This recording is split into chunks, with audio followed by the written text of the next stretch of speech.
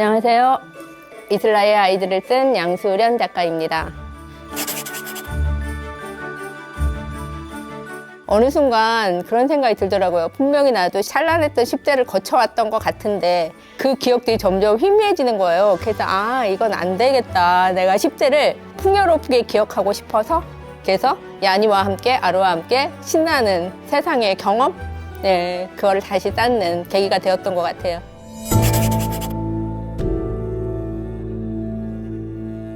원래 시인들을 언어의 제작사라고 말을 한대요. 근데 우리 같은 사람들은 시를 통해서 이제 언어를 제작하지만 아이들은 자기 인생을 제작해야 되는 시기가 아닐까? 설계하는 그런 시점이 아닐까 이런 생각도 들었고, 근데 시를 읽을 때마다 제가 느끼는 건 그거거든요. 거기에 인생의 깨달음이 있다는 거예요. 시라는 거에 이런 매력이 있었지.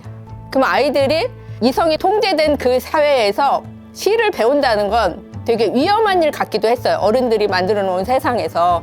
왜 아이들의 감성을 일깨우는 거잖아요. 그래서 그 어디로 튈지 모르는 그것들을 통제하기보다는 열어놓는 방식으로 저는 활용을 했어요. 그래서 스스로 자기가 그거를 감성도 통제하고 이성도 나중에는 통제할 수 있는 그런 아이, 각자가 원하는 그런 삶이 되기를 바랬던 것 같아요.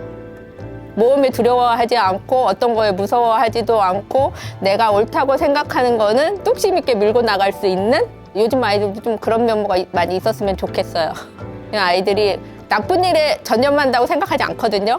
자기 안에 내면을 깨울 수 있고 감성적으로 어쩔 때는 이성도 같이 필요하겠죠. 그래서 감성과 이성의 조화를 이룰 수 있는 아이야말로 궁극의 아이라고 할 수 있는데, 그래도 조금은 감성적으로, 이성적이라는 거는 어떻게 보면 참 계산적이다 라는 생각도 많이 들거든요. 그래서 그런 거에 탈피해서 조금은 감성이 작용이 됨으로 인해서 화학작용이랄까요? 인생의 화학작용?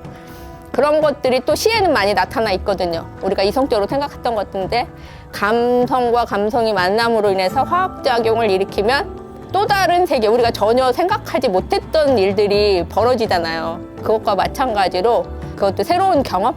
그 안에서 어떤 촉매제가 되지 않을까 생각합니다.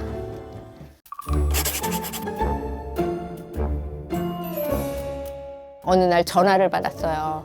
제주도에 사는 친구가 내일 태풍이 온대, 태풍 구경 가자. 그 말을 딱 들었을 때 얘가 미쳤구나 이런 생각을 했어요. 아니 태풍이 오는데 집안에 있어야지 태풍을 구경 가자고 딱 그러는데, 그날 제가 미친 짓을 또 했어요. 비행기를 끊고 제주도에 갔어요. 그리고 바닷가에 갔어요. 근데 진짜 그때 태풍이 막 오는데 어마어마한 거예요. 그 웅장하기도 하고 바람은 휘몰아치고 머리는 날리고 몸은 가만히 있어도 그냥 떠밀려 다니더라고요. 그 미친 짓을 제가 한번 하고 왔더니 그 기억이 너무 오랫동안 남는 거예요. 그 야니가 나 태풍을 보러 가겠다 막 이러잖아요.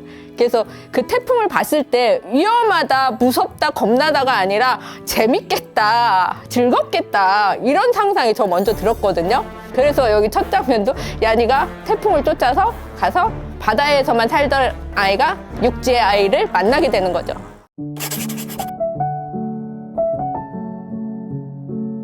(10대는) 주로 우리가 질풍노도의 시기라고 하잖아요.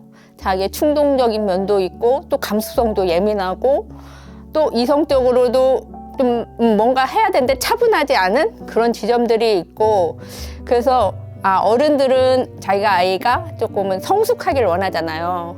근데 저 같은 경우는 내 마음대로 내가 생각하는 거 뭐든 한 번씩 다 도전해보는, 나쁜 짓만 아니면 그거의 범죄만 아니면 다 해보도록 권하고 싶은 그런 마음이 있었어요. 저도 어릴 때 뭐든 다 해보고 싶었는데 그런 여건은 아니었던 것 같아요. 그래서 이번에 뭐든 해보자 나이는 들었지만 10대처럼 뭐든 도전할 수 있는 흥미진진한 인생이었으면 좋겠다. 그거를 10대들에게도 전달을 해주고 싶다. 그런 마음이 있었어요. 생각만 하지 말고 행동으로 옮겨라.